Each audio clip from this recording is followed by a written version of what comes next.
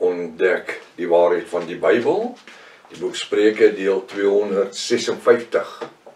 Ek is professor Hannes Redlinghuis van die eerste gemeente van Jaffa in Suid-Afrika, Pretoria, Montana, ook internasionaal. Sou jy belangstel in enige van die boeke wat ek geskryf het, of miskien die Restoration of the Original Sacred Name Bible, the Rotterdam version, een wat vertaal was deur Dr. Joseph Briand Rotterdam in 1860, die beste Engelse streep Hebreëse Bybel wat jy ooit jou hande kan oplê. Die waarheid soos jy dit nie kan glo nie. En weet jy wat, ek sê altyd, as ek vir die Hebreëse Bybel gee, jy kan hom nie lees nie. Ek vir jou Griekse Bybel gee, jy kan hom nie lees nie. Maar as ek vir jou Engelse Bybel gee, streep Hebreërs, wat verduidelik, dan kan 'n kind dit verstaan. So maklik is dit. Sou jy belangstel, ek het 'n paar van hulle. Hulle is nie beskikbaar in enige boekwinkels in die wêreld nie. Jy kan my skakel by my WhatsApp nommer 0722 367 124. Gaan na my webtuiste https://jafashua.co.za. As dit dalk die eerste keer is wat u na die reeks gaan kyk, u is verskriklik welkom. Gaan na deel 1, begin voor. U het reeds 'n magdom inligting gemis. Baie belangrik om ook in te teken vir die YouTube kennisgewing, sodat u kan weet van al die boodskappe waarmee ons besig is. Ek is bly om te kan sê dat ons van hierdie week af weer terug is met ons gewone opnames, soos wat ons gewoond is om u mee te bedien, basies elke dag. So ons beplan dit, as Jaffa vir ons net lewe en gesondheid spaar, sy wil daarby is. Die woord sê tog, ons bedink ons weer maar, Vader Jaffa beskid dit, halleluja. Stuur ook die kontak vir die vriende en kennisses, vir almal wat jy lief is. Dit is lewensveranderend, skryfblok en pen is uiters belangrik, so ook 'n 33/53 Bybel. Kom ons bid saam. Ons kom vanmôre om vir u baie dank sê, Vader Jaffa, ons Elohim, vir hierdie naweek wat verby is, en vir elke geleentheid wat u vir ons geskep het om die bonatuurlike geopenbaarde waarheid se saad van die lewe te kon saai. Halleluja, wat 'n voorreg, wat 'n voorreg. Ek wil bid dat die saad wat gesaai is, vrug sal dra, 30, 60 en 100voudig vrug sal dra. Ek dank u ook, Vader, vir al die nuwe mense wat besig is om al te voeg tot hierdie bonatuurlike bediening, na hierdie leuns oor die wegraping 23-24 September, sê ek dankie dat ons in die bonatuurlike geopenbaarde waarheid kan wandel. En die woord sê Johannes 17:17, jy is die waarheid, ons wandel in die waarheid. Die woord is die waarheid. Die woord Johannes 1:1, in die begin was die woord, en die woord was by Jaffa, en die woord was Jaffa. Vers 14 sê, en die woord het vlees aangeneem en onder ons kom woon. Vers 4 sê, en u die lig geword van Genesis 1, vers 3, halleluja, die lig wat die duisternis sou verdryf, die Satan se werke verbreek. Dankie dat ons vanmôre as bruid kom, seën die woord in hierdie dag in ons harte. Geef ons ontvanklike sielsdimensies en geestelike oor om te kan hoor, omdat ons in die eindtyd lewe, kan hoor wat u vir ons wil sê. Ons bid dit in die naam bo elke ander naam. Volk van Jafashua sê halleluja, halleluja. Elke Jafis sê halleluja, halleluja. Ja, ons prys hom en ons loof hom. Baie welkom by Ontbyt met Prof Hannes. My vertroue is dat Jaffa u vanmôre bonatuurlik gaan seën terwyl hy die brood van die lewe vir ons gaan breek. Vertrou dat hierdie studie vir u 'n groot seëning gaan wees. Ons is besig met die verborgenheid van die bonatuurlikheid van Jaffa, ons Elohim. En ons kyk na Matteus 3 vers 6. Matteus 3 vers 6. Nou ons het Vrydag opgehou, waar ons gesien het waar Johannes die onderdompelaar, nie die doper nie, onderdompelaar, besig was om die mense van die omgewing in Jerusalem te onderdompel. Vers 6, en hulle is deur hom, dit is Johannes die onderdompelaar, in die Jordaan geonderdompel. Is nie gedoop, staan gedoop. Maar doop beteken as jy 'n bekertjie water vat en oor iemand gooi of 'n kruisie op sy kop maak. Met belydenis van hulle sonde, hoe? Nie enigiets met die 613 wette te doen nie. Hulle moes bely dat hulle sondaars was. En dit het ons nie gevind in die 613 wette van Moses nie. Dis hoekom die 613 wette van Moses tot 'n einde moes kom. Die Ou Testament moes tot vervulling kom. Hy moes afgeskaf word. Weens die swakheid en nutteloosheid daarvan. Hebreërs 7 vers 18. Hoekom? Want hier was 'n Nuwe Testament, geskrywe met die bloedhand van Jafashua aan die kruis van Golgotha, halleluja. Maar hulle kon net geonderdompel word met die belydenis van hulle sonde.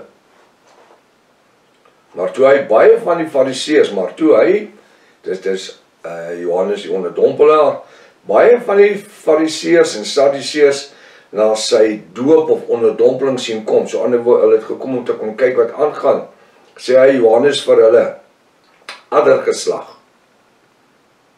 Johannes het in die woestyn gebly, maar hy so ingestel deur die Ruach, dat Jaffa maak het vir hom oop, dat hierdie ouens is vals.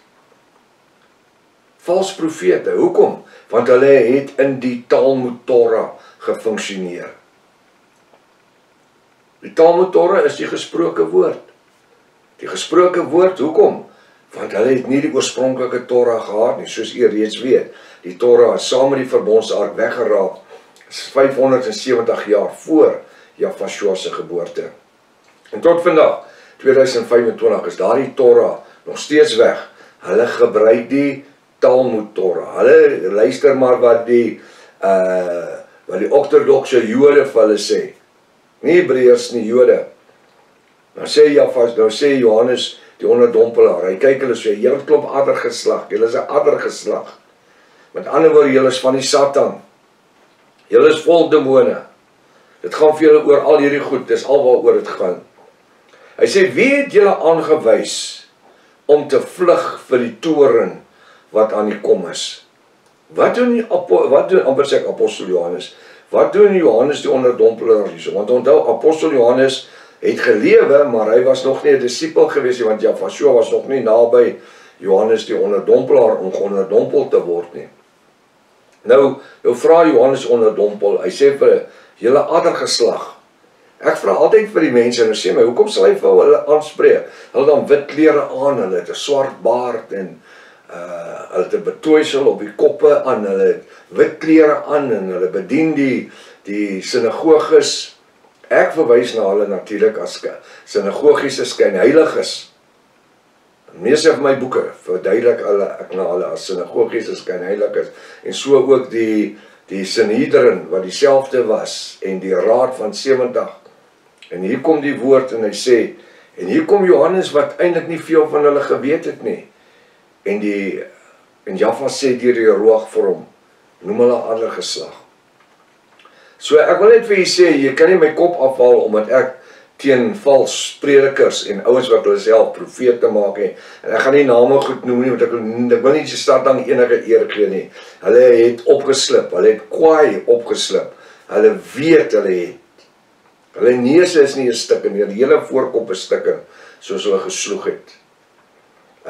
Omdat hulle na ouens geluister het wat nie in die Ruach funksioneer nie. En hulle self nie in die Ruach funksioneer nie. Want dan sou nie nodig gehad het om na ander swartes te gaan luister wat vir hulle die inligting sou gee nie. En ek sê nie spesifiek swartes omdat dit nou swart van Rema se kerk se ouens was nie. Ek sê nou maar net, help ons luister na ander nie. Maar is omdat ons daai ouens nie die woord kon verstaan nie. Hulle nie eers die tydslyn kan verstaan nie. Addergeslag. So ons is nie fout as ons hierdie ouens adders noem nie. Vals profete, kinders van die duisternis. En die mense wat hulle geglo het, ouens wat vir predikers versamel wat hulle by die gehoor streel. Addergeslag, wie het julle aangewys om te vlug vir die toren? Daai toren is 'n oordeel wat aan die kom is. Hy sê hy vir hulle daar in vers 8, Johannes bespreek hierdie fariseërs, sadiseërs en sinagogiese skynheiliges aan. Hy sê, dra die vrugte wat by die bekering pas. Daai fariseërs en sadiseërs het niks van bekering gewees nie. Maar Johannes het. Hoekom? Want hy het 'n naby verhouding met Jahwe Almagtig gevorm, terwyl hy in die woestyn gebly het. En wat is Johannes die onderdompelaar hierso? Hy is die mondstuk wat Vader gebruik om die mense se gedagtes te trek na 'n Nuwe Testament, na 'n nuwe aksie, na 'n nuwe manier van lewe. 'n nuwe lewe met van bo-natuurlikheid, van godsaligheid. Waar die redding sou kom. Weg van die 613 wette af. Dra dan die vrugte wat by die bekering pas. En ek wil vanmôre sê, vir ons as bruid van Jahwe, ons wie daarin roem dat ons Jahwiste is, ons moet die vrugte dra wat by die bekering pas. Met ander woorde, ek kan nie na brandewyn ruik en dan vir iemand wil getuig hoe goed en hoe groot is Jahwe Almagtig nie. Ek kan nie. Ek moet die vrugte dra by dit wat ek preek en leer. En u ook, u moet die vrugte dra wat u verkondig. As ons in die waarheid is, dan verkondig ons die waarheid. Vers 9. En moenie dink om by jouself te sê, nou praat hy met die fariseërs en sadiseërs, hy sinagogiese skynheiliges. Nou hy lees hulle gedagtes. Hy sê moenie dink om by jouself te sê, ons het Abraham as vader nie. Abraham, vader Abraham. Hoekom, wat sê hy hierso? Kyk of u kan, wat sê hy vir hulle? Wat sê Johannes die onderdompelaar vir hulle hierso? Kyk of u tussen die lyne kan lees daar. Vers 9, en moenie dink om by jouself te sê, ons het Abraham as vader nie. Met ander woorde, voorvader. Wat sê hy eintlik hierso? Hy sê beroem, wat sê Johannes die onderdompelaar? Hy sê vir die fariseërs en skrifgeleerdes en al die ouens wat daar is, beroem julle nie meer op die 613 wette van Moses nie. Want ek, Johannes die onderdompelaar, sê vir julle, dat Jahwe mag het om uit hierdie klippe kinders van Abraham op te wek. Nou het Johannes verwys na die klippe wat van die koppietjie afgerol het, wat daar rondgelê het, en die klippe wat uit die bedding van die rivier uitgekom het. Is dit waarna hy verwys het? Wat sê u? Kyk of jy tussen die lyne kan lees. Wat sê hierdie skrif regtig vir ons? Kom ons lees vers 9 weer. Hy sê, en moenie dink om by jouself te sê, ons het Abraham as vader nie. Want ek, Johannes die onderdompelaar, sê vir julle, dat Jahwe Almagtig mag het om uit hierdie klippe kinders van Abraham op te wek. Dis nie die klippe wat daar lê nie. Dis nie die klippe wat daar lê nie. Dis die heidene wat daar was, wat kom kyk het wat besig is om aan te gaan. Hier in Judea, by die Jordaanrivier. Hulle het gesien, hier gebeur iets anderster as wat hulle nog altyd gesien het die Jode doen. Wat hulle waargeneem het, dat hulle hou die Sabbat en die feeste en die maane en al die goed en die besnydenis, die heidene het dit gesien. En wanneer Johannes die onderdompelaar hier na die klippe verwys, dis nie soveel die klippe wat daar die rivier uitgekom het, uitgespoel het nie. Dis die heidene wat daar rond staan in verbasing en kyk. Hierdie klippe. Dis moontlik dat Jahwe by hierdie klippe kinders van Abraham op te wek.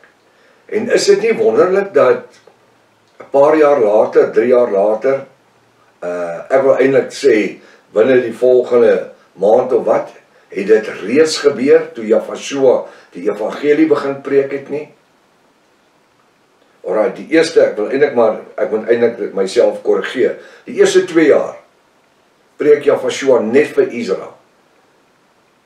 Maar Johannes die onderdompelaar het heel waarskynlik nie geweet dat binne 2 jaar, sou die evangelie wat na die Israeliete toe so gekom het, dat Vader dit sou skuif na die klippe toe nie. Wie is die klippe? Die heidene.